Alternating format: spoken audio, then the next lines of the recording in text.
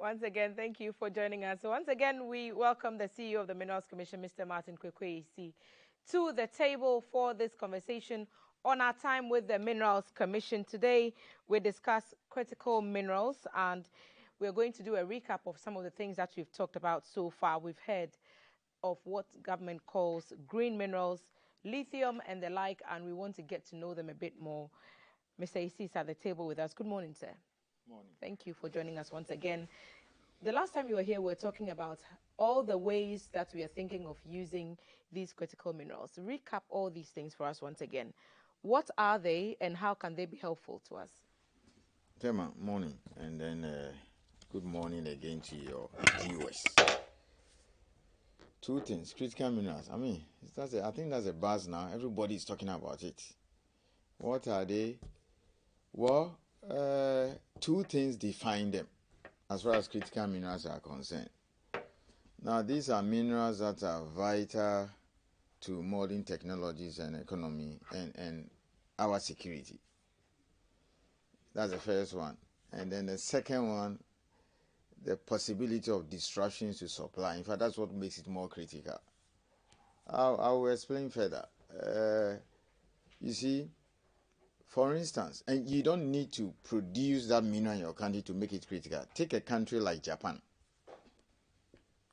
well noted for automobiles or vehicles worldwide. So if you're not talking about clean technology and using a lot of electric cars, that means that all the minerals that are used to manufacture those things, the components, it's critical for them. You get that? Yes. Same in China, many of the developed countries. Some of these modern technologies like smartphones, fiber optic cables, semiconductors, solar panels, and all these things that we need to basically tackle climate change. They all require what we call all kinds of minerals. So they are critical, they are vital for this modern technology. Now, they also have applications in defense, space, and also in what we call even medical applications. And then what actually is critical, or what is the main issue that runs through, is that if you have a scenario, a situation where just one or two or few countries produce them or dominate the processing of the various, chain, then it becomes a very critical issue. So you see, all kinds of countries are rushing to sign bilateral and multilateral agreements, etc. And almost every country is developing a strategy to see how they can assess this critical mineral. It doesn't matter whether you produce them or not. You understand that? Australia has about 26 of them. They are fortunate. China practically controls about more than 90% of the rare earths that are used in these magnets and all these defense applications. And DRC produces over 2/3 of just one of them, cobalt. You see, so it turns out if, let's say, there's war or there's disruption to supply or any other activity that will affect the supply chain, it becomes a concern for everybody. So there's a rush, and then there's a race for it. There are several of them. What really comes to mind is the likes of lithium, that is used in rechargeable batteries, electric vehicles, and all these applications. And then you have nickel, very critical mineral. Copper, copper is so critical. Anything wiring, all these charging stations for electrical, it's all copper. Even the vehicle itself, you build it from aluminum. So then bauxite also becomes very important. Vanadium, zinc, lead, graphite. These are all examples of critical minerals. And we found that we have them in this country. For now in Ghana, we have we have manganese, also a very critical mineral. We have manganese. We have currently a mine producing somewhere in the western region in Suta. And then serious exploration is going on in Savannah region at a place called Intreso and Seripe. So we have manganese. And then we have now found lithium in commercial quantities. So within a year or two, we have a new mine for lithium somewhere in central region. The geology is looking very prospective for lithium in other regions in Ghana, other remaining parts of central region, Ashanti and Co. They are eastern region, they are prospective for lithium. So that is the second one that we have. And then we also have bauxite, a lot of it. Currently, we have one mine just like manganese, but then the entire Inai, Tiwa, and all those areas are full of bauxite. So that is that. We're blessed with some of them. And then there's also graphite. Graphite, we've done some, what do you call it, discoveries somewhere around the outskirts of Wa. So a lot of exploration is going on to really assess whatever we have to see whether we could do the Oya kind of thing. What's graphite used for? Well, graphite is also used, in the batteries in vehicles. Okay? When we were in school, we were told that it's used in lead in pencils, but they use it a lot in these batteries that are using rechargeable, what do you call it, vehicles and electric vehicles. In monetary terms, how much are we looking at the potential? Oh no, you can't quantify anything now until you start producing. Okay. That is it. So to repeat, lithium, manganese, graphite, and bauxite. The potential to also get nickel and other ones are also there. It's quite, especially in a place like Oti. Once we put more money in exploration, we can do that. And these things require patience and time. It's not like, even farming. Even farming, the rains can fail you. So it's taking 6 years of aggressive exploration to bring this lithium project this far. So by and large, that is the issue. Now, maybe the question I need to also answer or touch on is what is driving all this craze. People need to understand where we are coming from. We live in a world where it is now, people doubt it, but it's generally been accepted now by scientists, by and large, that the temperature of the earth is rising, and it's catastrophic for all of us. Rising sea levels, global warming and all those things. So we need to do something. So I think the overall aim is that, look, temperatures should not go beyond 2 degrees. The best is to keep them 1.5. Now, what is causing this global warming is the kind of energy we use. Fossil fuel, burn a lot of coal, use a lot of petrol, diesel, and gas, and these things emit greenhouse gases. So that means that we will need to change to energies that are cleaner. So you use more renewable solar, wind, you understand that, maybe uranium, because you have to do nuclear, which is, it doesn't, create greenhouse gases. And then, of course, you have to stop using cars that rely on diesel and petrol and that kind of thing. So the norm now is electric vehicles. If you look at the figure for last year and then the year before, 2021 and 2022, there has been a 57% increase in the use of electric cars. So far about 10.6 million or so in 2022. And look at the commitments countries are making. UK says in 7 years' time, they'll stop using petrol and diesel. So that's 2030. EU is 2025. US in 7 years' time, Biden says that they want half of all new vehicles to be what? Electric vehicles. Then if you take China, which is the biggest car market in the world, they are also saying in 7 years' time, at least 40% of all new vehicles, should be electric. Okay, so that means you stop using fuel. Maybe it will be left with those of us in Africa here. So no more petrol and diesel. Now, it means that you need more electric cars. Now, the data shows that you require 6 times more mineral inputs in an electric car than a normal conventional petrol that you have. So that's what is driving the craze. And you need a lithium, you need nickel, you need manganese to do all these things. So that electric car is just one. And then these are mobile phones that we use, flat screen, fiber, optics, and then the cables, and then semiconductors, and all these new technologies. They all use all these minerals. Do you understand? Rare earths, the magnets. So that is what is driving the craze for them. What's the mining process? And I ask because once we are thinking of going green, we are thinking about the impact on the environment. And we know the lessons that we have learned, or we ought to have learned from gold mining.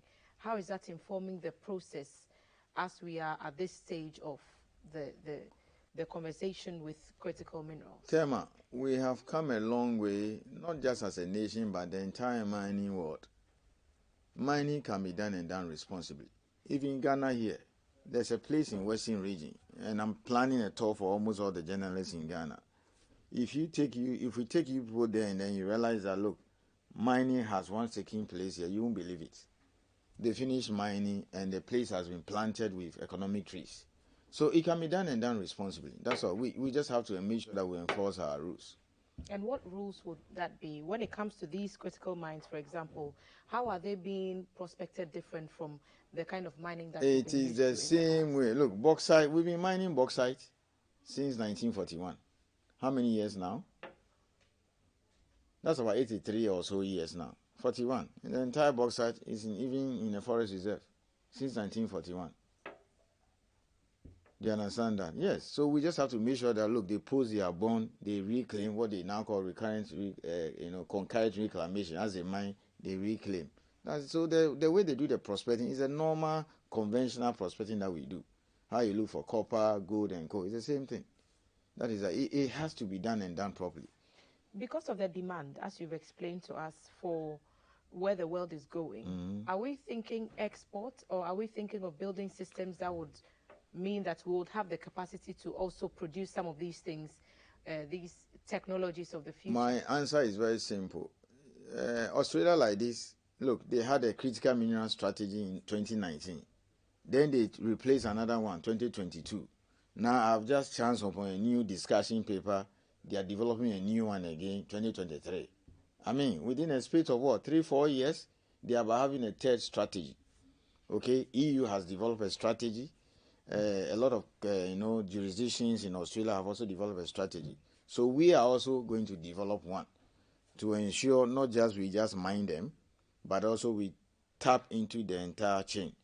So the processing and co, we have to make sure it's done here, because there's more value, okay, in relying on the downstream processing than just digging the stuff. We're tired. I mean, the way we've done this gold and other minerals thing, will not end there. Okay, there's a wisdom in the president getting GIADEC and GIZEC established. It's just to ensure that iron ore and bauxite are processed locally. So we'll do the same thing here. If you take the deposits in Ewoya or in Fantiman, the beauty is that there are 3 things contained in there. Apart from the lithium, there is FESPA, which is premium. FESPA is used in ceramics.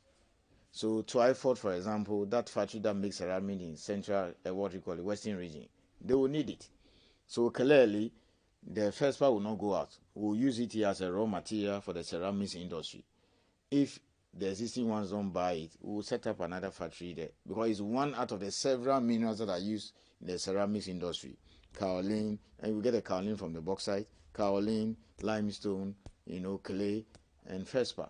Then there is also quartz that can be used to make a glass factory. So out of the Ewoya project, we're going to get premium FESPA and quartz, which will be used locally here as a raw material. If the quantity is enough to support a glass factory, why not? One will be created there, and then they can also benefit from 1D, 1F. If they can do so for the FESPA, that is, other than that, there's ready market for the FESPA. There are a lot of ceramics factories around. They can use that. So that is not going out. I'm trying to answer your question. Then what do you do to the lithium? We got to get it processed here. Do you understand that? We have to do it there because there's more value. You either produce the carbonate or hydroxide. And if the lithium spodumene is about $6,000, the processing, the hydroxide or the carbonate is 10 times the cost of producing it in a raw form. Are we building these simultaneously? We are putting all the policies in place to ensure that we benefit. We have learned our lessons the way we've handled gold for the past 100 years or so. Trust me, we're doing that. I sit atop the institution that runs the regulatory, what do you call it, part of the mining industry. So I know what I'm talking about. Why? We should export the quartz, or we should export building the factories, the establishments that would be in charge of making sure that it's not just raw material that we are sending out, but we are able to add the value to feed. You don't just get up and build a factory. If you want to build, and then that is an in-pay, that's how, and I always say this, we are also not patient as a nation. Not everybody. Maybe because we don't understand that. You don't just get up and build a factory overnight. You got to look at your energy cost, even location, You got to have some critical, product. We can even set it up here and other people can bring theirs here and come and refine. So for you to ask somebody to come and set up a factory, he needs to be sure that, yes, the factory is building, one, there's a certain quantity that can feed it. Two, the energy cost is okay. Because you see, why import this thing? If this same thing can be done here 5 cities, why import it if it will cost you 7 cities? But if it will take you 5 cities to produce it, and you can import the same thing 1 city, you import. So you got to get the economics right. You understand? So sometimes you hear people saying that, oh, we shouldn't, export these things or etc. We get that, but you don't just get up and set up. Look, if you want to refine bauxite, you need a lot of power.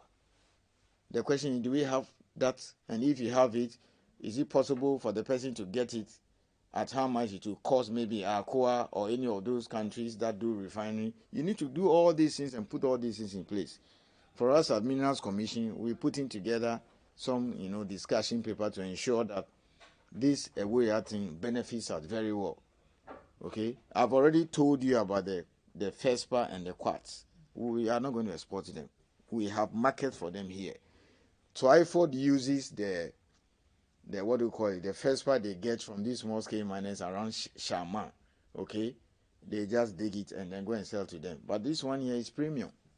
So we are having raw material to even resource other industries. So then that will change the narrative we have over the years that, look, we are tired of just producing these minerals and sending them out raw.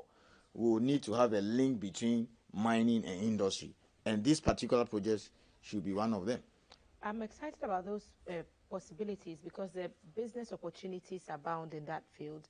What do you have to say to those who are not in proper mainstream mining, but what opportunities they could tap into with the coming on board of some of these critical minerals that we are discussing today? Tema, I've been saying it when we started our discussion on local content. I think I made it clear to you that don't be so obsessed, not you as an individual, but people should not be obsessed about coming to Minerals Commission and pick up a mineral right or a license to explore and mine a mineral.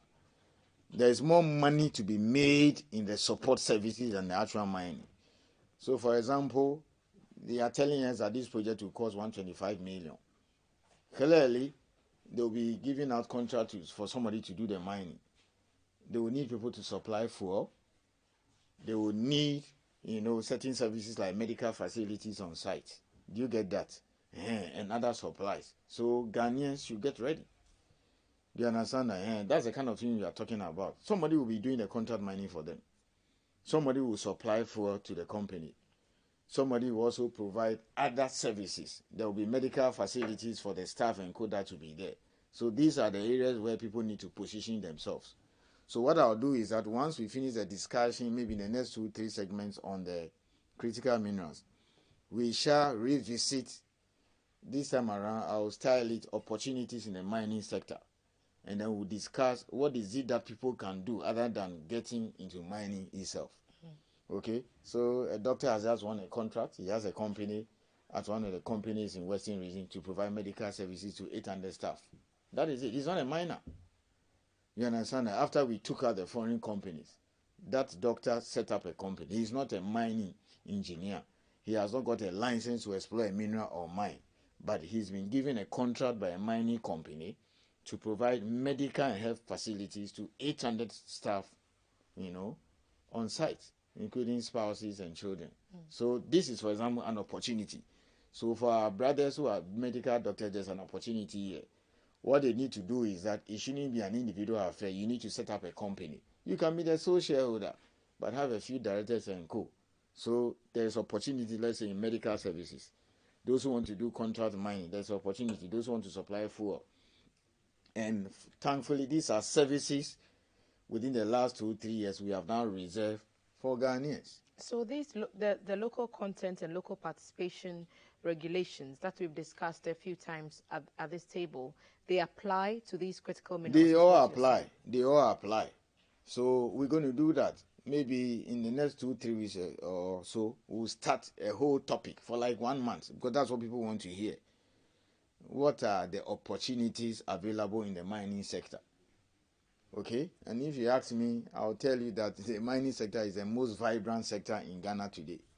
You just heard the governor about a week or 2 weeks ago saying that the first two months of this year, receipts from export was $1.8 billion. Gold alone is 1.1 billion gold. We've not even added manganese and other minerals. So at least more than $1 billion of the 1.8 comes from mining. So that reinforces the argument I keep making all the time that mining is our DNA. There are a lot of opportunities there. So let's revisit that topic. Okay, and one way of creating opportunities is using the local content rule. So having discussed a lot of issues around local content, I think let's make the topic broadly and say, look, what are the opportunities that are available in the mining sector? Then we'll take everybody through it one after the other. I've just mentioned medical. So if we have not been diligent and we've not done our work very well, like these medical services will have gone to a South African company. Okay? So those Ghanaians that won the contract, I dove off my heart for them. Where they may give medical services contract out, or they may hire Ghanaian doctors. It depends on the size of the company. More often than not, they give these things out as services. They prefer it that way. Cardinal, they're going to have medical services. Azuma, they're going to have it. Almighty, Hafunov, which is a $1 billion project. Newmont alone has around 10,000 workers. 10,000 people to be taken on when it comes to medicals. Their staff strength is about 1,300. If you had a half of when it's done, their spouses and children, because medicals cover your spouse and children. And the report we have, they have anything between 8 to 10,000 people that will be under medical cover. Do you understand? So you can imagine how much money they spend every year on medical facilities, or how much they're going to spend on these three big mines. Achim, Ahafo, South, and then Ahafo North, which will be ready in about 2.5 years. Put all these together. So if we have not been very diligent, a South African company will have been running medical facilities for Newmont, and then they'll be taking so much money, handling nearly 10,000, people undercover. So the rules have changed. We are changing the rules. I don't want anybody to say, how come now you didn't see this years ago? It's better late than never. But sometimes we saw them, but we didn't have capacity.